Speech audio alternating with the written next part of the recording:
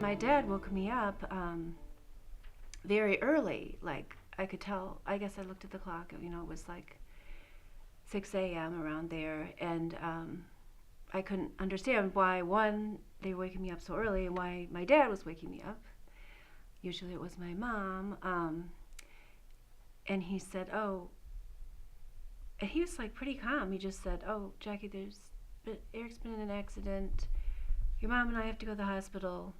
We'll be back in a little while." Like that was all the information I got. We know he was at the party. We know he got very highly intoxicated. We have talked to everybody at that party probably 2 or 3 times over, and we get a pretty consistent story from there. We do know that Erik did not take a ride home, and he preferred to walk. He didn't live very far from the party, maybe a mile, possibly not even that, and it was a rural road that he would be traveling. We have witnesses that put him literally staggering down the road, and these witnesses are the last to see him alive. Finally, I saw my parents' car come back, and the two of them got out without Erik. And then my mom and dad walking up the sidewalk, and I can really clearly see my mom's face. It was like so devastated. Like I've seen that face since then in the news when people's kids die. It's like, you've seen it. You can't even describe it. It's like, oh, I knew he died when I looked at her face. They didn't have to tell me because it was like so much sadness. At some point, he was obtained, killed, and then taken back to his residence and dumped in front of his residence, at which time he was run over by a car, but he was already dead at that point. My parents hear this car going back and forth a few times, really loud, outside the window where they were sleeping. I had the window open. Turning around, coming back, they could see, I think it was still a little dark, like they could see the lights in their window. It was late, like some people I guess would get up at like really early in the morning looking for their newspaper, so this guy's out watering his lawn, waiting for the newspaper. So this is probably like 5 a.m., 5:30. Maybe the newspaper was there at that time. It's all written down somewhere. He sees this car go by. He hears a girl screaming, which we now think was Amber, which I'm certain it was Amber based on a conversation I had with her. He's seen us, because he's standing right there in the yard seeing them. He describes the car, describes the girl, etc. So what they'd done then was take the dead body out, drop in the road, and go back and forth and run over it to try to make it look like this was a hit and run. The police decided, which I think was a really bad decision, we can see that his body is in like horrible shape. We can see, all these marks, burns, scrapes, etc. Big wounds. This was not, they knew it wasn't just a hit and run. The autopsy knew that he was already dead before these other wounds happened, their post-mortem. But they decided to go along with this lie because they thought the teenagers would be more likely to come forward if they thought they believed that it was a hit and run. To me, it makes sense that he wasn't totally dead. They considered, should we get help for him? And either decided, no, we're going to kill him all the way, or he just died and then they had to do something to cover it up. Another theory, which I also think has a lot of merit, is that he was just badly injured and not dead yet, but they put him in the trunk for, at that time, and tied him up. He's in the trunk, and then we know they went back to their house because other witnesses saw Brent Spalding, Amber Thomas, and Mybrit at the Spalding house, freaking out, girls crying, screaming, getting stuff out of the trunk, going around the house, moving stuff, etc. Brent Spalding is the most probable suspect. I don't recall whether he was in trouble with the law, but he was well known within the Vicksburg community for his drug activities and for pretty much being a bully. Back when this occurred in the early 1980s, I was working in narcotics. And in the city of Portage, you would think that a lot of our drugs would travel perhaps from Kalamazoo to Portage, and that wasn't the situation at all. There was a serious drug problem in the Vicksburg community. The people in Vicksburg knew it. They tried dealing with it, weren't completely successful with it, but the intelligence that we were getting and I was getting at Portage Police Department consistently pointed me to Vicksburg, and most of the cases I worked ended up being Vicksburg or South Portage residents. South Portage butts up to the Vicksburg community area. They keep saying this rumor in the news, even on the Crime Watch Daily Show, that, you know, maybe Erik was hood surfing with them, which I completely reject that. I don't know why they keep bringing it up. There's no way he would not have done that, because this boy, Brent Spalding, bullied him at school, bullied him at the party, was like his official bully. You're not going to go hood surfing with your bully. Right.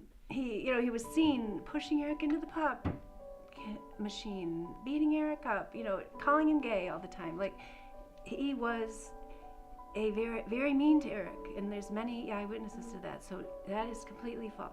In the 80s, bullying was handled school to school differently. Bullying was just seen as kind of a way of growing up.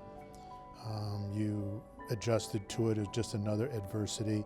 Some students would take it on themselves, like where I went to school at Hackett. At that time, it was kind of like, they get together, he'd fight, then the teachers just pull him apart and just be like, okay, go back to class.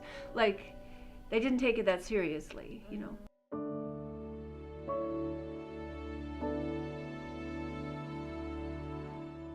I was probably in 9th grade before the kids started telling me, teenagers who were older than me, who knew the truth, because they all knew too. Oh, wow.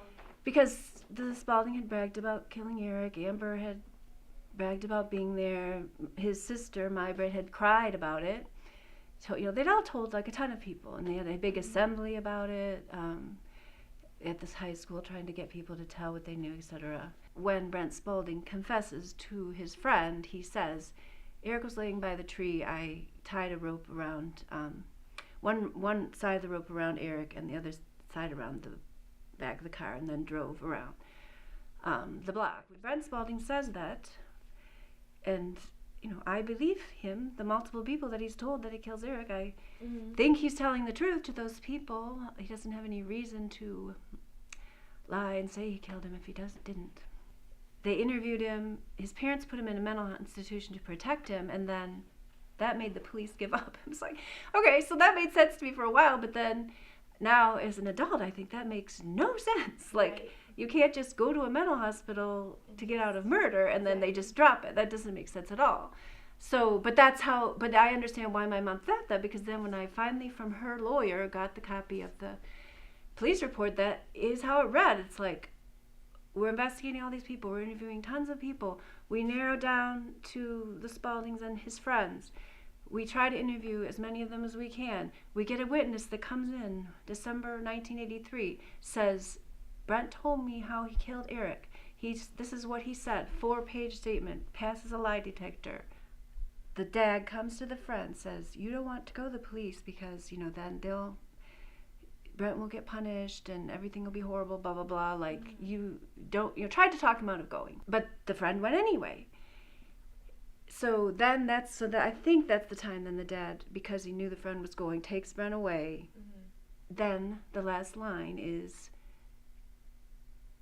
Brent Spalding is put into this mental hospital, case open, pending further investigation, ... That's it.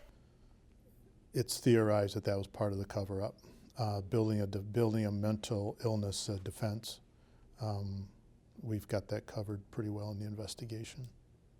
I think they don't want to embarrass themselves because it looks so bad. But I mean, everybody already knows, like, it's all out there in the public. Like, yes, you already look bad. Like, now try to look good. I mean, they're not keeping any secrets. Like, how bad could it be? You go back there, you say, people who probably are dead or retired should have done something and didn't. Like, okay, so now we're going to fix it. I don't really know why they don't want to deal with it. I mean, people, I guess, in general don't want to deal with their department looking bad, but they look bad now, so. Every prosecutor in the world wants to have a case that they can present that is rock solid, foolproof, 100% guaranteed. And any attorney worth their license will tell you there's no such thing. And when you get to cold case, it's even less of a probability. There is no such thing as a perfect case. And I think with a prosecutor expecting that, no case will ever really proceed anywhere. 100%, I do not feel like they did the best they could. My father didn't feel like it. My father, for a while, did the same thing I've been doing, or that I did for a while, where he wrote letters to the editor. He, bothered the medical examiner, said, you should go back and look at this again. This prosecutor, Getting, and the last prosecutor, Fink, care more about their little win rate percentage, which is just a tiny, some kind of weird macho posturing, because what citizen can you ever find that says, I want my prosecutor to have a 99% win rate, no matter what? So don't arrest people if you don't think you can win. If they've got a good lawyer, don't arrest them because, winning the case is more important. No one says that. No one cares about that. It's some kind of ego thing they've got going on. So yes, you are not safe in Kalamazoo. Fink, who was the prosecutor right before Getting, he was there. I mean, and Getting used to be employed by Fink. I mean, they're all been working together. There's not been Getting claimed, our current prosecutor, that he was going to come in and clean house because he had been fired by Fink, and so he was putting himself up as I'm going to deal with these cold cases, I'm going to clean everything out, blah blah blah, which he has not done in any way. Well, would you say politics ever interfere with cases in Kalamazoo? No, it's really never ever interfered. There was always that separation.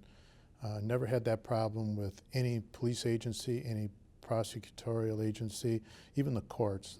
It was never that way. I don't know what Kalamazoo County's, who they're serving, if they're not serving citizens like my parents, who are upstanding citizens of the world, or I think the best people, even though I might be prejudiced, but I mean just objectively, my mom, church lady, librarian, my dad, engineer, I always followed the rules, always followed the law. So you have to be here longer to get justice.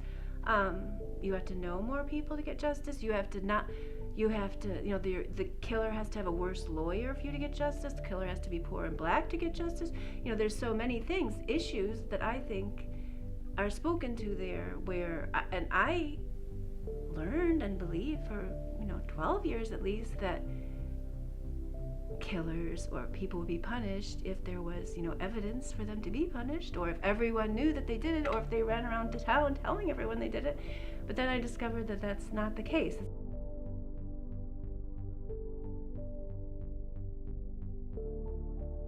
I saw that one of Erik's killers had a Facebook page, so I decided Erik should have one too. And really that was the only reason I started it, was just because I was mad that he was still out there running around doing stuff and showing off about it, and I felt like his victims should also have a page to share or whatever. But people from Vicksburg started contacting me because some people just assumed that the case had been solved, that they'd already been arrested, because a lot of people graduated. That was the graduation party that Erik went to. And everyone knew who the guilty ones were. So several people were just like, what do you mean? They never arrested them? How can that even be? I went to the sheriff's department as the undersheriff, and it was about a year or so after that I was inquiring about all the cold cases, and the Cross case came up. And I had long since forgotten about it, as had most of the people who 30 years later, when something's not solved, they forget about it. So I talked to the investigators, read the case over real thorough, and when I read it, I thought it was a fairly decent case, and I was a little bit surprised that this hadn't been presented to the prosecutors to begin with. The sheriff's department, I started talking to them. I talked to them before, in 2000, because they'd started the cold case team, but it kind of been put on the shelf for a while. And they encouraged me, because they said, okay, well, keep putting stuff out there, and then we'll see if people will start, talking and gossiping about stuff. Then the Kalamazoo Gazette did a story about which I think was largely about how this Facebook page had brought new information to the case. And that's when my parents' lawyer contacted me and said, oh, I have the whole case file and the police report, etc., if you'd like to read it. I said, yes, my mom signed a waiver. I went in there and read it, and that was just like, I guess, when I read that, it blew me away because we'd heard so many rumors, but I didn't realize, no, all of these things are documented. Like I told you, people took lie detectors, they had many people come in and say that Brent had confessed to the crime. They had, lots of evidence, and still nothing was done. Because I kind of thought, well, guess they didn't have enough. I'm like, oh my gosh, you not only have enough, this is only and that only went to 1983, and then they reopened it in 2000, traveled around the country, interviewed more people, dug things up, excavated things, had physical evidence. And I don't even have the police report for all that. I just know about it. In my opinion, we have very strong evidence to charge murder on at least one individual. We have very strong evidence of perjury on yet another. The cases are not as strong on some of them, but they are good enough to proceed. That's when we started the Erik Cross Memorial Foundation, and part of it was because I felt like when I got to a point where we'd done a lot of investigating kind of ourselves. My husband and I had gone and interviewed several of the people. I talked to Amber on the phone, just kind of trying to get to the point where, okay, I feel like I know what happened, so what can I do? I'm not a police person. Right near that time, the Erik Cross Army, I like to call them, did a news feature that our local channel, WWMT, did, and it was Erik Cross's 49th birthday, and they did a story on it. Well, it was within days after that story, we got a call at the Sheriff's Department from a witness who gave us some very key information that fit dead center into the investigation. And this person had no bias either way, didn't even live in the community at the time this occurred, but it rang bells with this particular witness. So a very valuable piece that gave the case a jump start. So we went back to Alex Jokic at Channel 3, gave her the story, and we said, this is what we'd like to do, but we need some help with the media. She ran it to her producers. The producer says, great. And so we just did a big media splash on the case that this case is kicked up, and we've got more information, and suspects know who they are. They've known who they are for 30 years because they've all been, most of them have been talked to at one point or another, and under different circumstances. And says, here you go. This is your last chance. The olive branch is out there. If you want to talk, we're willing to listen. We're willing to deal with you. Well, none of them took that, but it did generate hundreds of phone calls. And when you're an investigator, and especially cold case, you have an obligation to look at every last one of those calls. And that took about a year to do. It was every week we were getting 2-3 calls, and I would say 50% of them were, I heard from this person who heard from that person who knew a guy, and those were just way too deep into the rumor mill. Maybe another 15, 20% or 25% of them were things we had heard before. Most all of it we had heard before, and we followed up on it, and it took us back to kind of where we were to begin with. But that last 10% or so, that was all new stuff. These were new witnesses coming forward that added to the case. I couldn't believe that after everything that had been done, that nobody had done anything. But we came across it on the Facebook, the Justice for Erik group. We joined, we got involved, we volunteered, we came to events like this, and we just wanted to help spread the word. I couldn't get it out of my head that nothing was ever done, and so I kind of hooked up with a group, and I think I've been active with them for about 3 years, maybe a little more than 3 years now, and I'm not going to quit. It could have been anybody, but it was Erik, and his family deserve justice. We all know who did it. There isn't anybody from Vicksburg that does not know who did this. and they're beyond suspects. Their names are out there. They can't hide any longer. Brent and Brian and Bill and Amber And Tim. and deceased sister Mybrit and Tim. And They probably Tim's brother. and I'm not probably gonna say Tim's the name. brother. And they can't hide anymore. The media has made it so they cannot hide. We've also helped make it so you can't hide. You just No. can't hide anymore, and we're You not know going to what? go away. We're the ones that we made up. We put posters up. You rip them down. We're going to put them right back up. It Yeah. doesn't matter, and they don't like seeing Erik's face. I had 2 more kids, and my mom said, you know, you need to focus on your living children. And I got to the point where I agreed with her. I'm like, this is way too stressful, and I can't neglect my living kids to like focus on my dead brother. I would like it all to come together to where his life, you know, would inspire them, which I think it has to some extent. But that's when, Missy and Erik's Army, the other people, there's so many people, I don't want to start listing them because there's like tons of people who have really helped to like pick up the ball and run with it. And that really inspired me because because I couldn't, like, and my mom didn't want me to, like, even the beginning stuff, like, I was doing that, she didn't want me to even do it, so, I couldn't keep doing it, she didn't want me to. So, what really inspired me is that those people, that Erik's life meant enough to them, and what happened to him, that a lot of those, like some of them I knew from school, like Missy, I ran track with her, etc. But some of them I never knew, you know, it's not like they're doing it because they're our friends or relatives, like they are working for Erik's Army because they, care about the cause. And I never would have thought that other people I never knew, before we had the Facebook and everything else, that anyone else even remembered him. The organization, I'm happy with what they're doing. Like, I want the organization to be something positive, to come out of what happened to Erik. That's all I can hope for, is that that something positive can come out of it.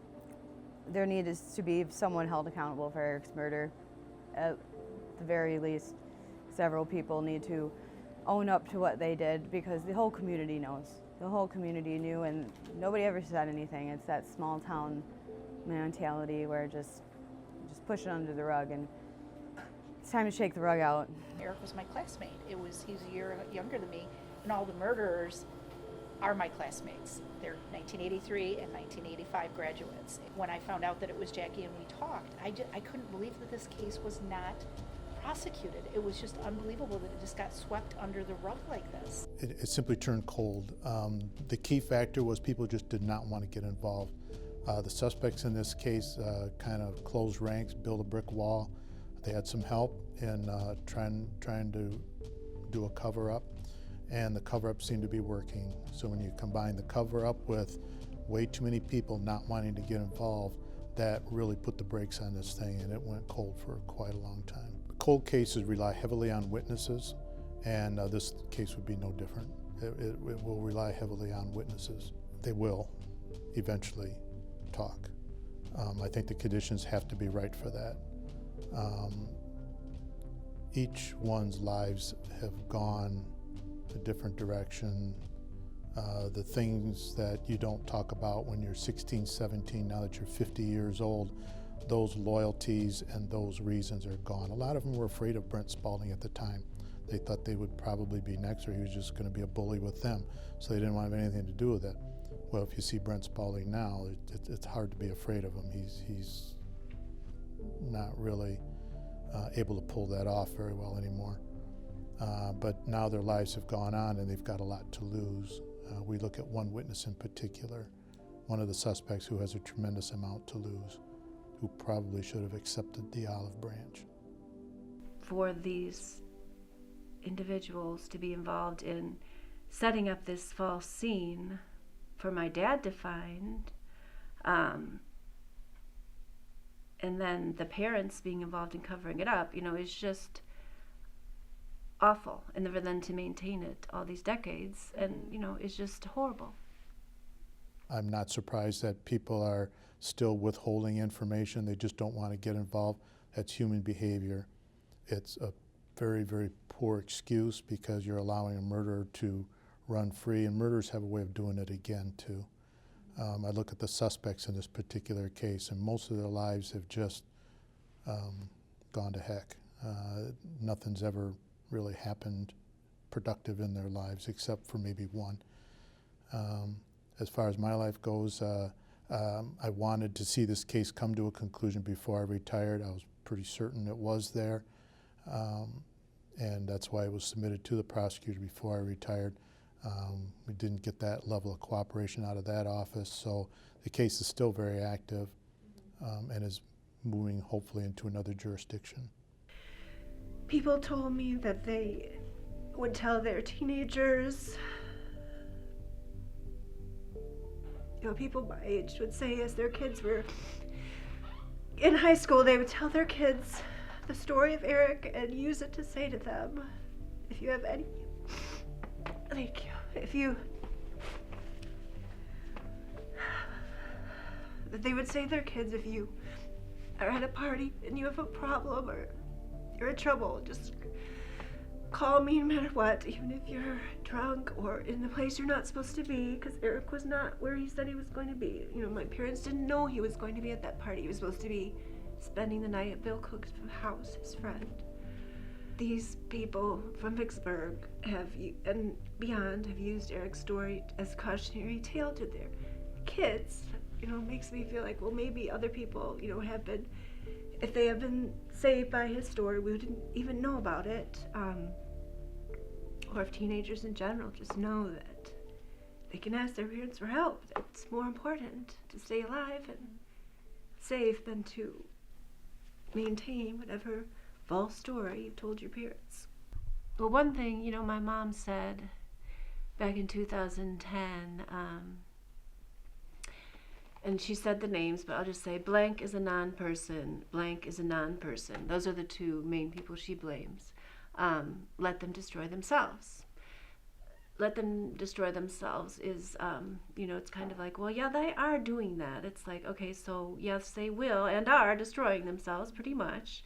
But that, to me, it's not good enough as a society. Yes, it's what happens when you try to avoid responsibility. But that, why do people get arrested? It's not to bring Erik back. It's not for revenge. That's definitely not it. It's just because, one, to keep them from hurting other people, because they, many of them have been in and out of jail hurting other people, and we don't know if that could escalate. Two, to send the message, no, you cannot commit a crime, and you cannot get away with murder. It doesn't matter how much time you have or what your circumstances are. If you want to make a difference, if you want to make things better around you, just get involved even in the smallest way, because it does create change. I think justice will come to Erik Cross. I'm not confident that it will come through the Kalamazoo County Prosecutor's Office. He's had this case for 8 months already and hasn't even so much as said a word to the victim, and that's just uncalled for. He is an elected official, and it's his prerogative. If he wants to sit on the case for another 34 years, he can do that. But he still has to answer to the community, and the community has said, if you're not going to do anything, we need to move it on. So we've asked that the community and the family actually has asked for the Attorney General, Bill Schuette, to accept the case. And I see now that the state senator who represents this area has also asked him to step in and take jurisdiction on it. That you've got to try. You've at least got to try to take it as far as you can. I sincerely do have faith that Mr. Schuette will hopefully do something. The family wants someone to at least try. And that's just the whole thing. At least try. Just don't walk away from it and say, no, we're not going to do it. You got to at least try. And that's where I've always been since I got involved with the case. At least try.